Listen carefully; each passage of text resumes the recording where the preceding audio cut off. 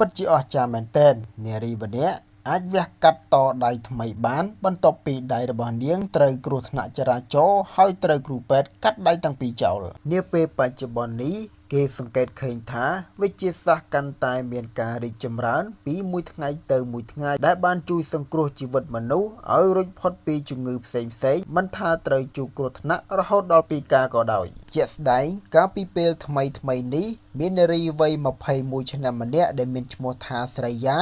ដែលបានបាត់បង់ដៃទាំងពីរបន្ទាប់ពីនាងជួបគ្រោះថ្នាក់ចរាចរណ៍មួយខណៈពេលនាងធ្វើដំណើរទៅមហាវិទ្យាល័យកំពុងតែទៅសិក្សា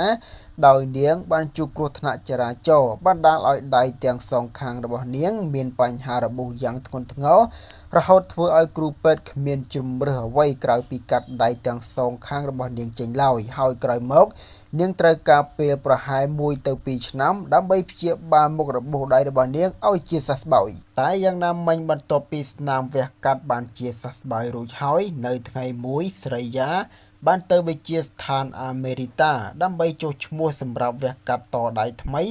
និងស្វែងរកជំនួយហើយនៅថ្ងៃដដែលនោះនាងក៏ទទួលបានការវះកាត់ភ្លាមបន្ទាប់ពីទទួលបានការបរិច្ចាគអវយវៈពីនិស្សិតប្រុសម្នាក់ដែលបានស្លាប់ដោយសារគ្រោះថ្នាក់ចរាចរណ៍ហើយដំណើរការវះកាត់ចំណាយពេលជាង13ម៉ោងនិងមានគ្រូពេទ្យចូលរួមចំនួន20នាក់ផងដែរយ៉ាងណាមិញក្រោយពីទទួលបានការវះកាត់យ៉ាងជោគជ័យស្រីយ៉ាបានប្រាប់អ្នកសារព័ត៌មាននៅក្នុងស្រុកមួយថា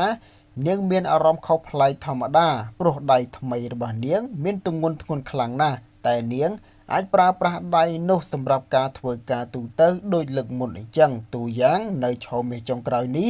នាងអាចសរសេរការប្រឡងនៅមហាវិទ្យាល័យបានដោយប្រើដៃនោះផ្ទាល់តែម្ដងគួរដឹងផងដែរថាការផ្លាស់ប្ដូរដៃនៅប្រទេសឥណ្ឌាគឺជាករណីកម្រណាស់ព្រោះគ្រួសារសពតែមានការស្ទាក់ស្ទើរនៅក្នុងការបរិច្ចាគអវយវៈព្រោះខ្លាចខូចទ្រង់ទ្រាយនៃសពបើទោះបីជាពួកគេ